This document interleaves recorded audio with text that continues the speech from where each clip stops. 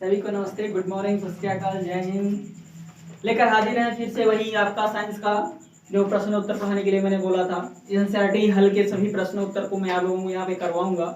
जो भी आपको प्रॉब्लम्स हैं आप अपने कमेंट बॉक्स में बता सकते हैं, पूरी तरीके से आपको संतुष्ट किया जाएगा, ठीक है ना। तो पहला प्रश्न है आपका, बढ़ते हुए घनत्व के क्रम में व्यवस्थित करें। वायु है, चिमनी का धुआं है, शहद है, जल है, चाक है, रुई और लोहा। तो पहले समझिए कि घनत्व क्या चीज होता है, ठीक है ना। घनत्व का मतलब होता है, घनत्व बराबर होता है द्रव्यमान प्रति आयतन। बात समझ गए? कहने का मतलब इसका द्रव्यमान के हिसाब से उसका आयतन होगा, ठीक है ना। तो आयतन को, इसकी सभी के आयतन को, घनत्व को बढ़ते हुए क्रम में लिखना है। किस क्रम में लिखना है आपको? बढ़ते हुए क्रम में, ठीक है ना। तो वायु जो है सबसे कम घनत्व किसमें होता है बच्चों? वायु में होता है, ठीक है ना। मैंने बताया था कि वायु क्या होता है, इसके कण बहुत दूर दूर होते हैं, दूर दूर भागते रहते हैं, इसलिए क्या होता है, ये इसमें आकर्षण शक्ति कम होता है, तो इसलिए दूर दूर भागते रहते हैं, तो आयतन इसका निश्चित नहीं होता, ठीक है ना। उसके बाद क्या है? चिमनी का धुआं। तो चिमनी का धुआं और वायु में ज्यादा अंतर नहीं होता है, ठीक है ना। तो 2 नंबर पे कौन सा आ जाएगा? चिमनी का धुआं। उसके बाद कौन सा आएगा? रुई के नाम सुना है आपने? रुई। रुई के गुच्छों को देखो तो उनके भी क्या होते हैं, वो भी दूर दूर होते हैं ना। तो रुई का भी घनत्व क्या होता है? सबसे अधिक नहीं हो सकता, ठीक है ना। उसके बाद होता है आपका, फिर से देखते हैं, जल आ जाएगा आपका, ठीक है ना। उसके बाद आपका आ जाएगा शहद। शहद क्या होता है? थोड़ा सा मोटा होता है, जल से आपका शहद आ जाएगा। उसके बाद आपका आ जाएगा चाक आ जाएगा। क्या आ जाएगा? चाक। उसके बाद आपका आ जाएगा लोहा, ठीक है ना। लोहा में सबसे अधिक घनत्व होता है, ठीक है ना। तो ये आपका पहला क्वेश्चन रहा और उसका सलूशन, ठीक। आप लोग इसको नोट कर लीजिए, उसके बाद मैं अगला क्वेश्चन करवाता हूं। अगला प्रश्न है, निम्नलिखित पर टिप्पणी लिखिए। टिप्पणी का मतलब कमेंट्स का मतलब आप जानते हो, उसके बारे में कुछ न कुछ बातें लिखना है। तो इसमें दिया गया ऑप्शन, दृढ़ता, संपीड्यता, तरलता, बर्तन में गैस का भरना, आकार, गतिज ऊर्जा एवं घनत्व। तो पहले बात करते हैं दृढ़ता। दृढ़ता क्या होती है? जब किसी बल पर, किसी भी पदार्थ पर अगर कोई बाहरी बल लगाया जाता है तो अपने आकार में जो स्थिति है, कोई भी चीज सपोज आप हो, आपको अगर कोई धक्का दे रहा है तो आप क्या करोगे? उसका विरोध करोगे। अगर आपको बेमतलब कोई धक्का देगा तो आप उसका विरोध करोगे। वैसे ही पदार्थ पे भी ये सिस्टम लागू होता है। पदार्थ का वह गुण जिसके कारण वह बाह्य बल लगने पर अपने आकार में होने वाले परिवर्तन का विरोध करता है, वही क्या होता है? दृढ़ता। मतलब अपने स्थान पे जमा रहता है, उस पे हम जबरदस्ती बल लगाते हैं तो अपने स्थान से नहीं हिलता, इसका मतलब उसको और हम ज्यादा बल लगाते हैं तो हमें बल तभी लगाना पड़ता है जब ये दृढ़ता पर होता है, मतलब अपने आप पर अड़िग होता है, तभी उसमें हम ज्यादा बल लगाते हैं, ठीक है ना। तो इसी को क्या कहेंगे हम? दृढ़ता कहेंगे, ठीक है ना। तरल संपीड़ितता की बात करते हैं। तो संपीड़ितता क्या है? किसी पदार्थ की संपीड़ितता यह प्रदर्शित करती है कि उस पदार्थ को कितनी आसानी से क्या किया जाए? दबाया जा सकता है, ठीक है ना। संपीड़ितता वही होती है किसी पदार्थ को हम कितनी आसानी से दबा सकें, ठीक। जितनी आसानी से जो जितना दब जाता है वही उसकी क्या हो जाती है? संपीड़ितता होती है। अगर कोई थोड़े से ही दबाने से वो अधिक दब जा रहा है तो इसका मतलब उसकी संपीड़ितता क्या है? बहुत अधिक है। जैसे गैस होता है, गैस को हम हल्का सा धक्का देते हैं तो पूरी तरह फैल जाता है, तो उसकी संपीड़ितता क्या हो जाती है? ठीक है ना, अधिक हो। बात समझ नहीं? वैसे बर्तन में गैस का भरना, तरलता को भी हम आपको बता रहे हैं बाद में, ठीक है ना। बर्तन में गैस का भरना, जब हम किसी बर्तन में गैस को भरते हैं तो क्या होता है? वो गैस पूरे बर्तन में फैल जाता है, ठीक है। और जब फैल जाता है तो बर्तन की दीवारों को क्या करता है? वो उस पर आरोपित करता है, ठीक है ना। अपना दाब लगाता है, ठीक है ना। क्यों लगाता है? आपको पता है कि बर्तन में जब गैस में बर्तन में हम कोई गैस डालते हैं, कुछ भी भरते हैं, कोई भी गैस चीज, तो फैलता क्यों है? मैंने बताया था आपको कि गैस के अणु क्या होते हैं? दूर दूर होते हैं, उनके बीच में रिक्त का स्थान बहुत अधिक होता है। उसी रिक्त स्थान को भरने के लिए वो बर्तन में पूरी तरीके से क्या हो जाते हैं? फैल जाते हैं, ठीक है ना। तरलता को थोड़ा सा मिस हो गया, इसको लिखने में भूल गए थे लिखने के लिए। अभी इसको हम बता रहे हैं, जो बच रहा है इसको एक ही बार में पूरा हम आपको बता दे रहे हैं। इसमें जो भी कंफ्यूजन हो आप लोग कमेंट बॉक्स में दीजिए, उसका सोल्यूशन मिलेगा आपको, ठीक है ना। इतना आप स्क्रीन शॉट करिए और नोट कर लीजिए, उसके बाद में फिर आगे जो बच रहे हैं उनको भी पढ़ा दे रहा हूँ, ठीक है।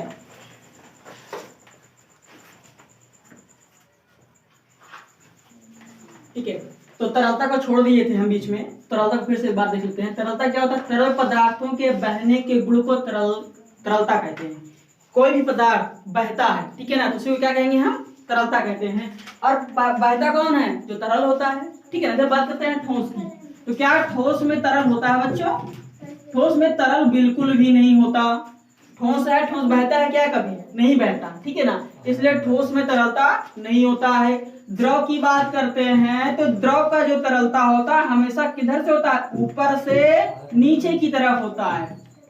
तरल पदार्थ होता है, कोई भी द्रव होता है, तो क्या होता है? अगर उसको हम जब उसको हम कहीं भी फैलाते हैं, गिराते हैं, तो बहता किस तरफ है? जिस तरफ वो ढलान पाता है। कहने का मतलब द्रव ऊपर से नीचे की तरफ क्या होता है? वह बहता है। उसका तरलता किस तरफ होता है? ऊपर से नीचे की तरफ। लेकिन गैस की बात करें तो गैस चारों दिशाओं में, हर दिशाओं में फैल सकता है। गैस है, गैस में कोई माध्यम नहीं चाहिए, चाहे ऊपर नीचे, हर दिशाओं में किसी भी तरफ ये फैल सकता है गैस। आप देखते हो कैमरे में अगर कोई भी गैस लीक हो जाती है तो बहुत ही जल्द पूरे कैमरे में क्या हो जाती है? पूरे कमरे में फैल जाती है। इसका रीजन क्या होता है? कि वो चारों दिशाओं में किसी भी मतलब हर दिशा में फैल जाता है गैस, ठीक है ना। उसकी बात करते हैं आकार। ठोस का आकार निश्चित होता है आकर्षण बल अधिक होने के कारण। आपको पता है कि ठोस का आकार निश्चित क्यों होता है? कोई ठोस है, वो आप ये मार्कर है, इसका आकार निश्चित है, क्यों? क्योंकि इसमें इनके इन अणुओं, इन कणों के बीच में क्या है? आकर्षण बल अधिक है। इन दोनों आपस में चिपके हुए हैं, इनके कण आकर्षण में ज्यादा है। द्रव तथा गैस के आकर्षण कम होते हैं, यही कारण होता है कि इनका आकार निश्चित नहीं होता है। इनको जिस जगह पे, जिस बर्तन में हम रखते हैं, उसी बर्तन में क्या होता है? ये फैल जाते हैं। बात समझिए कि नहीं? तो द्रव तथा गैस का आकर्षण बल कम होने के कारण इनके अणुओं में आकर्षण बल बहुत ही कम होता है, ठीक है ना। द्रव में तो ठीक है, द्रव में तो कुछ ज्यादा होता है द्रव गैस की अपेक्षा, लेकिन गैस में बिल्कुल भी कम होता है। यही वजह है कि बहुत जल्दी गैस फैल जाता है और द्रव को फैलने में थोड़ा सा टाइम लगता है, ठीक है। बात करते हैं गतिज ऊर्जा। तो गतिज ऊर्जा क्या होता है? पदार्थ के कणों के गति, कणों में जो गति होती है उसके कारण जो उत्पन्न ऊर्जा होती है वही को क्या कहेंगे? गतिज ऊर्जा। चलने की ऊर्जा को ही क्या कहेंगे हम? गतिज ऊर्जा कहेंगे। जैसे बात करते हैं कोई भी पदार्थ का हम ताप बढ़ाते हैं, क्या बढ़ाते हैं? ताप बढ़ाते हैं, तो उसकी गतिज ऊर्जा क्या हो जाएगी? ऑटोमेटिक बढ़ जाएगी। जिस भी पदार्थ का ताप हम बढ़ाएंगे गतिज ऊर्जा बढ़ती चली जाएगी। घनत्व की बात करते हैं तो घनत्व क्या होता है भाई? किसी पदार्थ का घनत्व उसको प्रति एकांक आयतन के द्रव्यमान के बराबर होता है। किसी पदार्थ का घनत्व उसके प्रति एकांक आयतन के द्रव्यमान के बराबर होता है, ठीक है ना। तो कहते हैं द्रव्यमान प्रति आयतन, पदार्थ का द्रव्यमान बटे आयतन। तो आपको बताते हैं घनत्व सबसे ज्यादा किसमें होता है? सबसे ज्यादा घनत्व होता है ठोस में बच्चों। किसमें होता है सबसे ज्यादा घनत्व? ठोस में होता है। उसके बाद किसमें होता है? द्रव में होता है। और सबसे कम किसमें होता है? गैस में होता है, ठीक है ना। तो ये आपका दूसरा क्वेश्चन है। इसके बाद मैं अगला क्वेश्चन बता रहा हूं, इसका स्क्रीनशॉट नोट डाउन कर लीजिए, उसके बाद मैं अगला क्वेश्चन बताऊंगा, ठीक है। देखिए कुछ एग्जाम में सवाल पूछे जाते हैं आपके 9th क्लास से, और ये कंपटीशन लेवल में भी कभी कभी पूछा जाता है, ठीक है। तो प्रश्न है निम्नलिखित तापमान को सेल्सियस में बदलें। तो सेल्सियस में कैसे बदलते हैं किसी तापमान को, ठीक है। आपको पता है कि 0 डिग्री सेंटीग्रेड तापमान का जो केल्विन होता है वो होता है 273 केल्विन। कितना होता है? 273। लेकिन रियल की बात की जाए तो 273 नहीं होता, ये होता है 273.15 केल्विन होता है, ठीक है ना। लेकिन दशमलव को हटाने के लिए हमको अधिक सुविधा मिल जाती है, हमको आसान हो जाता है, आसानी पड़ जाती है, इसलिए हम इस 0.15 को नहीं लिखते हैं, ठीक है ना, ताकि हमें सॉल्व करने में आसानी हो। हमारा जो मान है एक निश्चित मान है, यही वजह है कि 0.15 को हटा दिया गया और इसको केवल क्या कर दिया गया? 273 केल्विन। तो अगर ये केल्विन में है, तो अगर केल्विन में से हम 273 सेंटीग्रेड तापमान घटा देंगे तो क्या हो जाएगा? आपका सेंटीग्रेड आ जाएगा, ठीक है ना। चलिए करते हैं, सवाल को हल करते हैं। लिखा है आपका 300 केल्विन में से हम 273 अगर घटा देते हैं तो कितना हमारे पास बच जाएगा? 0 में से 3 जाएगा तो हो जाएगा 10, 10 में से 3 जाएगा आपका 7 आ जाएगा, यहाँ बचेगा ना 9 में से 7 जाएगा 2 बच जाएगा, ये आपका डिग्री सेंटीग्रेड आ गया, ठीक है ना। इस 4 सवाल में से एक सवाल मैं और बता दे रहा हूं, आगे आप लोग अपने मन से लगाइएगा। तीसरी सवाल देख लीजिए आप, लिखा है 293 केल्विन में से हम 273 जब हम घटा देंगे तुम्हारे पास बचेगा 0, 9 में से 2 7 चला जाएगा 2, ये हमारा आ गया 20 डिग्री सेंटीग्रेड। तो केल्विन से सेंटीग्रेड में बदलने के लिए हम 273 घटा देते हैं, ठीक है ना। आगे चलते हैं, निम्नलिखित तापमान को केल्विन इकाई में बदलें। ध्यान दीजिए, यहाँ हमने घटाया था तो यहाँ हम क्या करेंगे, प्लस करेंगे। अगर यहाँ हमने घटा दिया है यहाँ हम क्या कर लेंगे, प्लस सॉरी। केल्विन को सेल्सियस में बदलने के लिए हम घटाते हैं, लेकिन सेंटीग्रेड को सेल्सियस को हम केल्विन में बदलने के लिए जोड़ते हैं। हमारे पास से पहले सवाल में क्या है, 25 डिग्री सेल्सियस है, तो इसको क्या करेंगे हम, इसमें 273 जोड़ लेंगे। 273 जोड़ लेंगे तुम्हारे पास क्या आ जाएगा, 5 3 8 आ जाएगा और 7 2 9 हो जाएगा, 298 केल्विन हो जाएगा। ये आपका क्या हो जाएगा, केल्विन। वैसे मान लीजिए 250, तीसरी सवाल की बात कर ले रहे हैं, 250 डिग्री है सेंटीग्रेड में, तो इसमें क्या करेंगे, 250 में हम 273 जोड़ लेंगे, हमारे पास क्या हो जाएगा, 3 हो जाएगा, 7 5 12 2 4 1 5 केल्विन हो जाएगा, ठीक है ना। इस तरीके से हम ये वाला सवाल लगा लेंगे अपने आप से।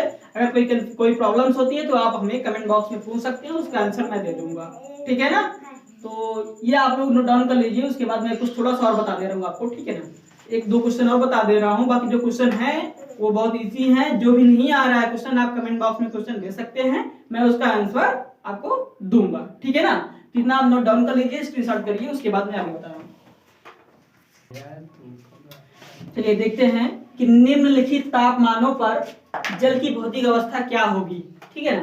प्रश्न है, निम्नलिखित तापमानों पर जल की भौतिक अवस्था क्या होगी।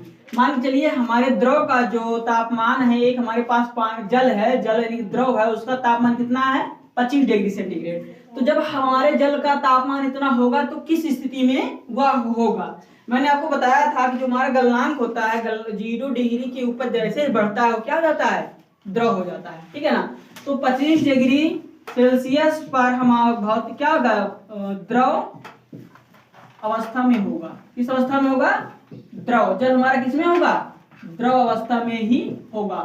क्यों होगा, क्योंकि मैंने आपको बताया था कि 0 डिग्री सेंटीग्रेड से जैसे ही ऊपर जाते हैं, 0 डिग्री सेल्सियस से जैसे ही ऊपर जाते हैं वो क्या हो जाता है, द्रव अवस्था में हो जाता है, मतलब पिघलने लगता है।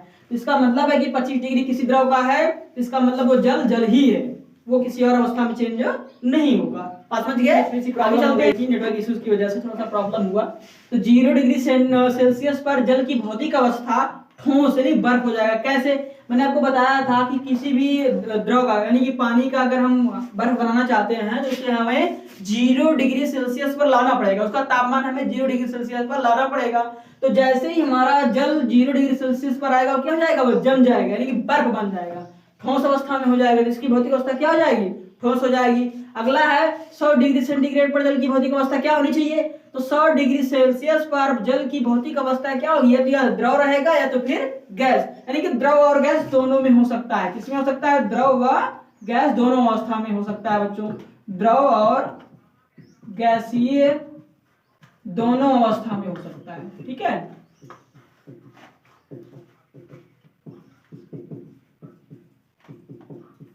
क्लियर है ना। कहने का मतलब कोई भी ये जल है अगर उसको हम 100 डिग्री तापमान पर ले जाते हैं तो भाप बनकर उड़ जाता है। लेकिन कभी कभी क्या होता है कि वो वातावरण के तापमान की वजह से 100 डिग्री के ऊपर जाने पर वो भाप बनता है, यानी कि 100 डिग्री पर रहता है तब वो पानी ही रहता है, लेकिन इसके ऊपर जैसे जाता है वो क्या जाता है, भाप बनकर उड़ जाता है, ठीक है। अगला एग्जाम्पल देखिए, अगला सवाल देख लीजिए। चौथे में क्या है आपका, 250 डिग्री सेंटीग्रेड। तो मैंने आपको बताया, अभी जस्ट बताया कि जब 200 यानी कि 100 के ऊपर जैसे हम जाएंगे तो सीधा भाप बनकर हमारा पानी क्या होगा, भाप बनकर उड़ जाएगा।